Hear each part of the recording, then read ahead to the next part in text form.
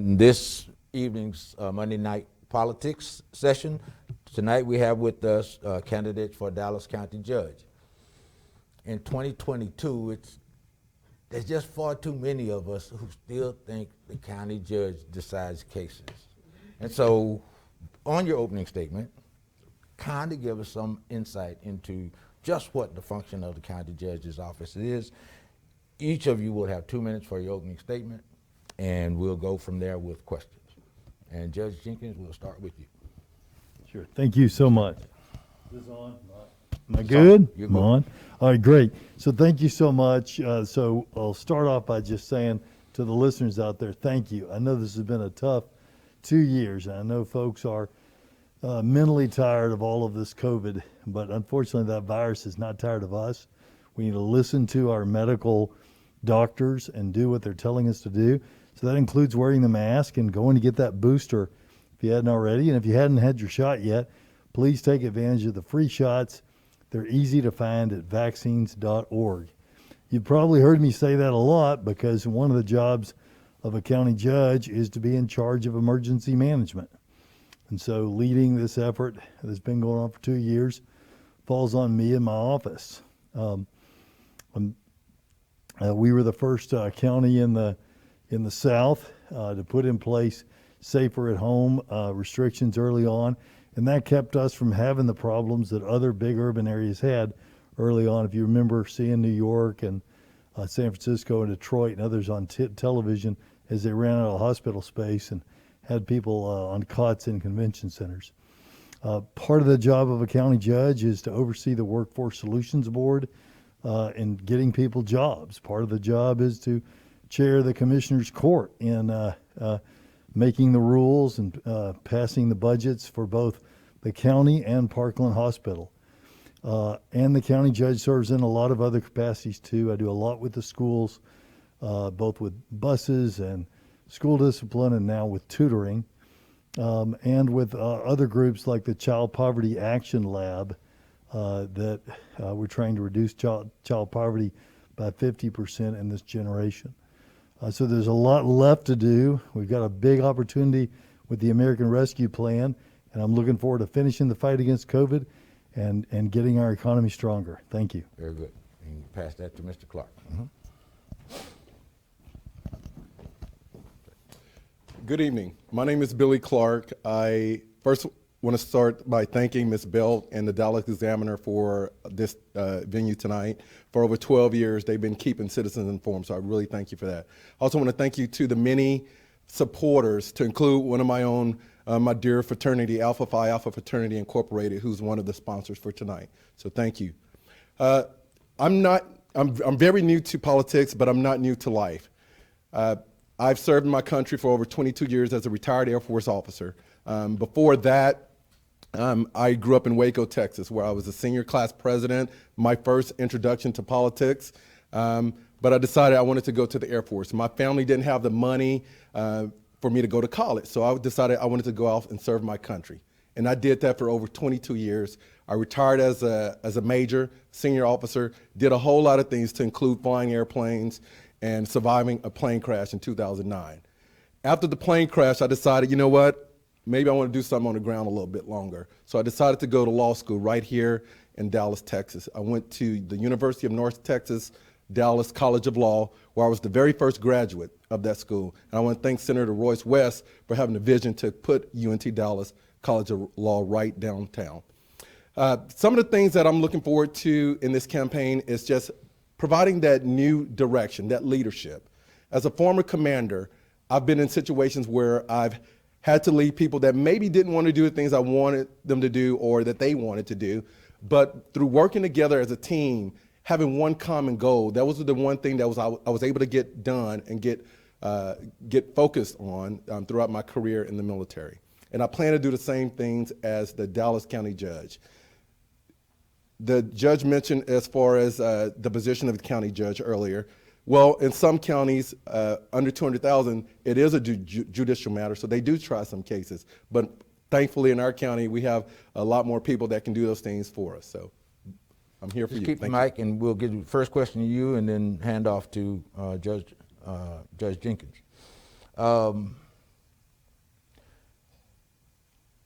the Dallas County Commissioners Court has been known to be pretty politically charged, right? Democrats and Republicans, and somehow has to figure out a way to be equitable in delivery of services across a huge, huge county with a whole bunch of people. Folk in Southern Dallas, that is black folk, always feel as if there's this fall off or drop off in delivery of services or delivery of anything, of substance, to the positive. So how would you use that role to change either the perception or the reality of that? Yeah, good question. First of all, I live in Cedar Hill, so I know exactly what you're talking about. When I retired from the Air Force in 2014, right before I went to law school, I did my retirement ceremony in DeSoto at the hotel right there. I can't think of the name of it. I believe it's the Hampton Inn in DeSoto. I've seen some of the deficiencies of just the infrastructure that we have in the southern part of Dallas County. Now, as the county judge, my job is going to be to ensure that the entire county operates the same way. So us in Southern County, Dallas County, should not be deprived of certain things, business related, or even just some of the criminal justice things that are going on, particularly against people of color, and particularly in the Southern Dallas County. We need to do better for the entire county. My team's slogan for this campaign is "Together we fight, together we win." And we need to take some of the partisan politics out of it, because at the end of the day, we're all serving one people, and that's the citizens of Dallas County. So hopefully we won't have a lot of the things that you see on TV going on as far as some of the fighting within the court, within the team, and then fighting with our state leaderships in front of the media. With me, you'll have a proactive leader that's served in all phases of our military, to include working for President Obama and the White House on airspace control for Air Force One. Very good. Judge Jenkins? Mm-hmm.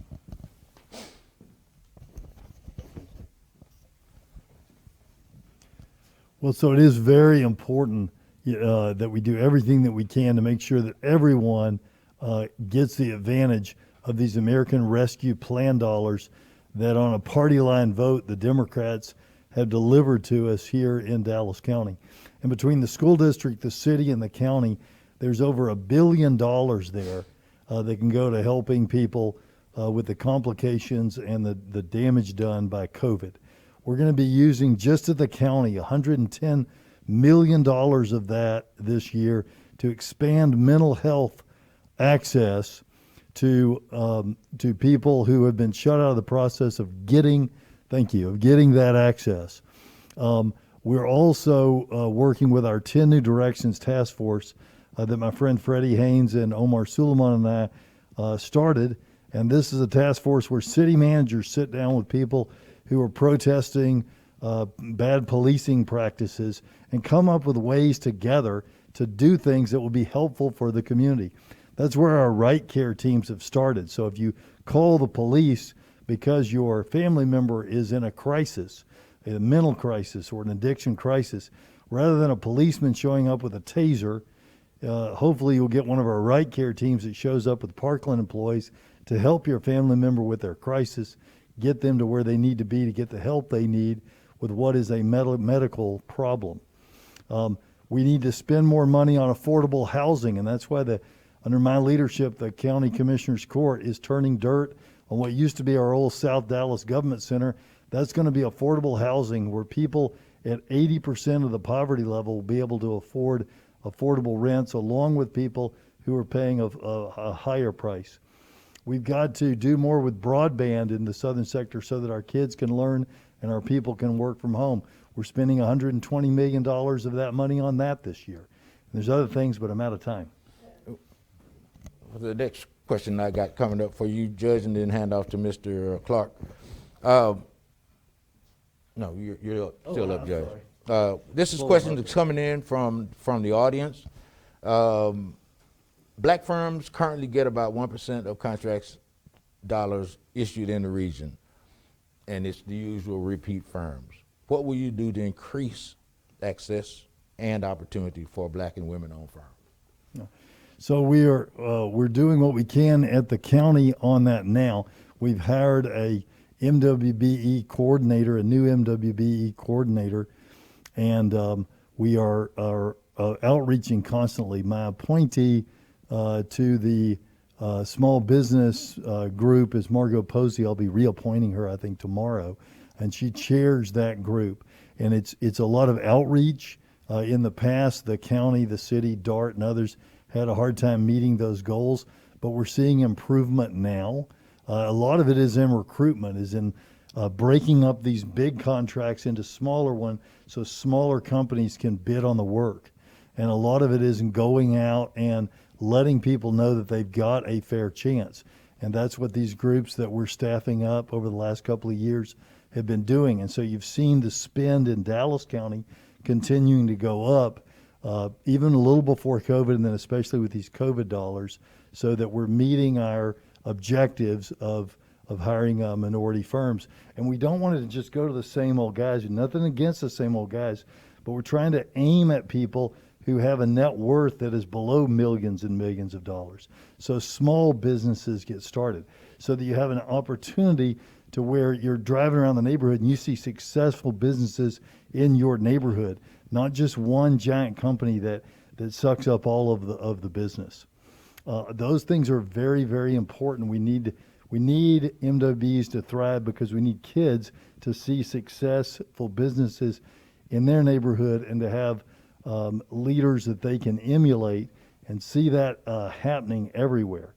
And so we're going to continue to spend money on that. We're pushing money towards making sure that that happens.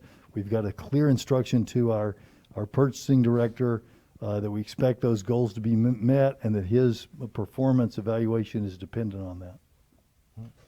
And Mr. Clark, one of the things the judge addressed it, that working to increase utilization. I've been working on that since I had a big fro, right?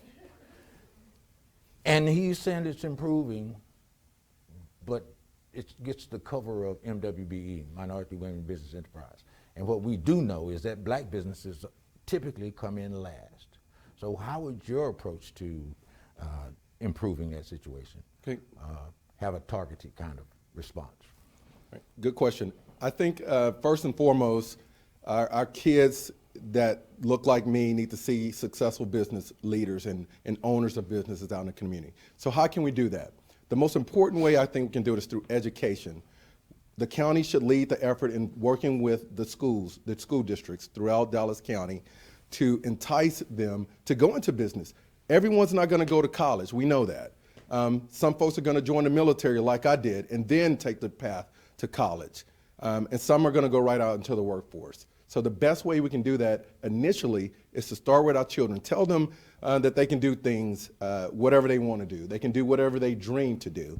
And I don't think we're doing enough of that. Second, we need to work better with our businesses that are out there, our minority-owned businesses, to include veteran-owned businesses. If we can work with them, partner with them to show them that there's different, maybe a different process to get through the thick small business enterprise red tape and still be able to maintain a good business, a successful business, and a sustained business that's going to be supported by Dallas County. And you could keep that, Mike. The question from the audience is, why is Mr. Clark challenging? Is there something that Judge Jenkins should be doing differently, or is there something that you believe should be done better in a more productive way? Well, good question again. And I, like Judge Jenkins, we're both Democrats, and we have a lot of issues that are in common. Some of the things that we have different and why I am choosing to run against him. Number one, I don't have the years of being an attorney to run for any kind of other judgeship. I've only been an attorney for about 3 or 4 years. But I have an undergrad degree in government from the University of Texas at San Antonio, and also have a master's degree in public administration from the University of Oklahoma, coupled with my law degree, and a retired Air Force officer, former commander. All these things are designed leaders. I've been a leader at every single level, to include education, to include the military. So as you said earlier, Mr. O'Neill, about the role of the county judge, to me, the county judge is the chief elected official for the county. So he does a lot of administrative duties. And I think my background in education as well as the military are the exact reasons why I decided to run against Judge Jenkins.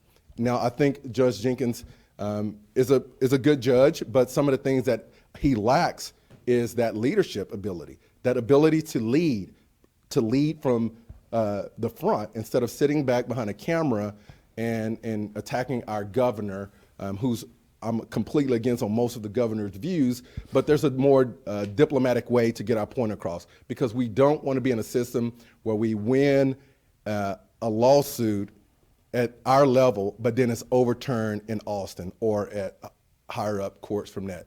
Because if the court doesn't look blue like we are, it's going to get overturned. So we're wasting our time, we're wasting your time, and we're showing that we're not capable of being a diplomatic leader. Judge Jenkins? Well, so I guess the question is, where do I differ from my opponent? Yes, sir. So, the Dallas Morning News asked questions of the people running for county judge, and the two Republicans and my opponent agree that it should be left up to the individual whether they want to wear a mask, and it should be left up to the individual whether they feel like getting vaccinated or not. And you just heard him say, I need to be more diplomatic to the governor. And those positions, that no one should be able to be required to get a vaccine in their job, including jobs like at the hospital, the people of the nursing home taking care of your grandmother, the people around your immunocompromised loved ones, that no one should be required to wear a mask. And by the way, I want to thank everyone in this room is wearing a mask, and I want to thank you for doing that, because that is the rule of law here in Dallas County, because the UT Southwestern, Baylor, Parkland, the Public Health Committee came to me and said mask will save lives during Delta, and they're saving lives now in Omicron.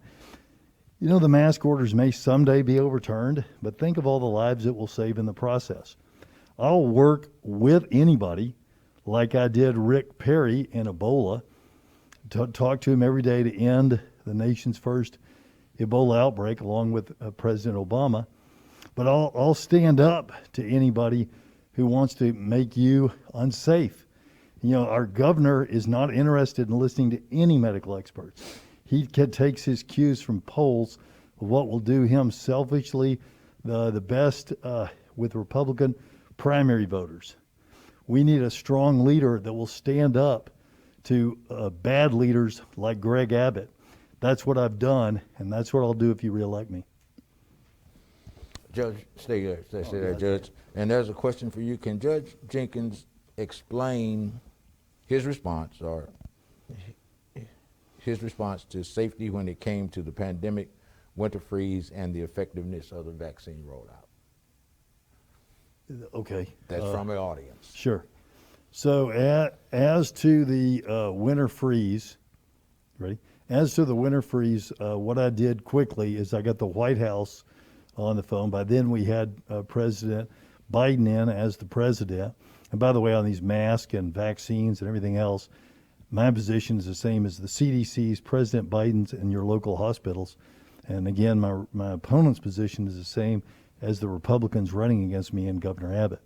But on that freeze, I got a hold of the chief of staff for the President of the United States, who had been the Ebola czar for President Obama. I got the CEOs of the major energy companies. That's NRG, it's one in San Antonio, and here it's what used to be TXU Energy, and got them talking about, was there anything that could be done from the federal level, got them some help to try to get things started back. And then my team and I were in contact with you constantly through Twitter, through every way that we could communicate with you about where warming shelters were, who was out, what neighborhoods were coming back online, how to keep you safe, what not to try to do inside your apartment and your home to keep warm. The other question about the vaccine rollout, with our vaccine rollout, we served more people, even as Governor Abbott fought to keep us from doing it.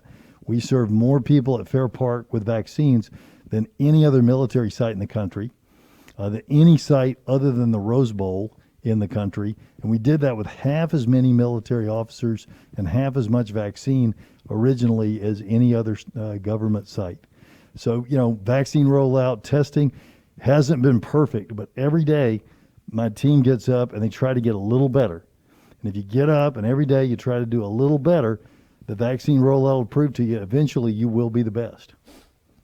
Mr. Clark, since your positions are the same as your Republican opponents, you have a chance to clear that up for us. Okay. First of all, I wanted to say that my position as far as masks is I believe in masks, and I'm not wearing one now because I'm speaking to you. And I also believe in science. If you look at any kind of disposable mask box, it says that that mask does not protect you from coronavirus most of the time.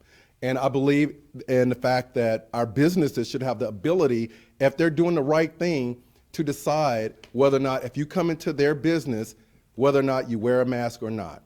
Now, we all have a choice not to go into a business that's not going to allow, or that's going to mandate that you wear a mask or not mandate it. Just like you go into some business that if you walk in there and they say you can't carry a weapon in there, you decide for yourself, are you going to go into that place? As for me, if I'm in a crowded location, I have my mask on, and I do encourage folks to wear your mask as much as possible. But what is happening in our community is people are getting a false sense of security over a mask. Now, like I told you before, my first assignment in the military was as a medic. So I'm used to infection control procedures and things like that. I know exactly what could happen if you're not wearing an appropriate attire for surgery or seeing patients. As far as our mask use in our county or in our country, we're not getting provided enough of the N95 masks, things like that. Those are the things that can really help us, not the cloth masks that people wear every single day. So that's my position. As far as the vaccination, I've been fully vaccinated. I've had my booster. I can guarantee you probably I've had more vaccinations than anybody in this room, to include anthrax, smallpox, yellow fever, Japanese encephalitis. I believe in vaccinations, so I encourage everyone to get vaccinated as much as possible. Mm-hmm. Okay. And last question and wrap up. What are your thoughts on term limits so that we don't have representatives that stay forever and make a career out of county government and cease to represent their constituents? Absolutely. And closing statement. Okay. Mm-hmm. I believe that for the county judge should not serve over 8 years, period. Because after 8 years in any position, likely, you're going to lose focus on what you're there for. New things are going to develop. People with new visions are going to come forward. But if you're holding the seat indefinitely, we're just putting a hold on any progress that our county could have. So I believe 8 years term limits for county judge is appropriate, just like some mayor races, things like that, have a term limit. As well as higher offices like our president. Who wants to see a 12-year president, especially the one we had before our current president? Imagine 12 years of that. So my position on that, limit 8 years so that we can get new people in there, fresh ideas, new leaderships with diversity, someone that looks like Dallas County, someone that has the credentials, someone that has the education, and someone that lives in the county that really needs to see improvement. That's the Southern Dallas County sector, and that's me, Billy Clark. Thank you very much. Judge Jenkins, term limits and closing statements. Sure. Mm-hmm.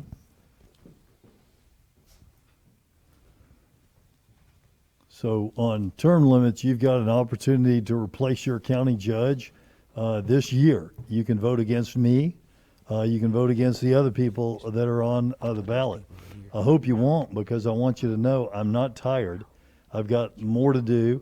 We've got an exciting opportunity working with the school district in the city and this $1 billion to really do some things that can bless not only people for 3 or 4 years while we spend that money, but for generations if we do it right. But it's going to take a leader that people can trust, that people know. And that's an advantage you have with me, is I've worked with the schools, I've worked with the cities, I've worked with all the city managers, I have calls with them regularly, and I know the people and the places where we can move the needle. And so I hope you'll give me that opportunity.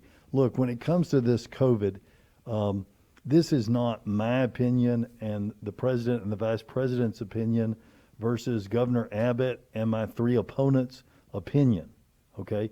This is a medical situation, just like, God forbid, if you had a serious medical diagnosis from a doctor, you need to listen to the doctors.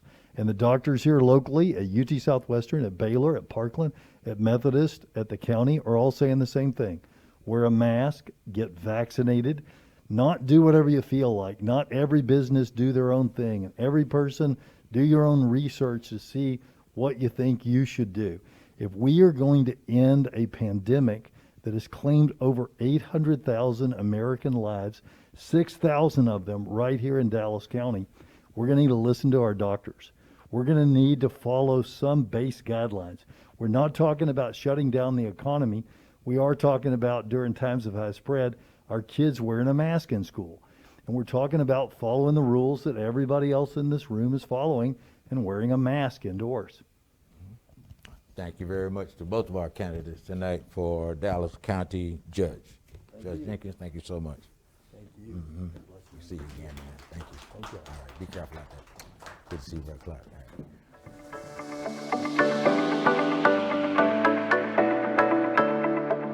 Candidates for Dallas County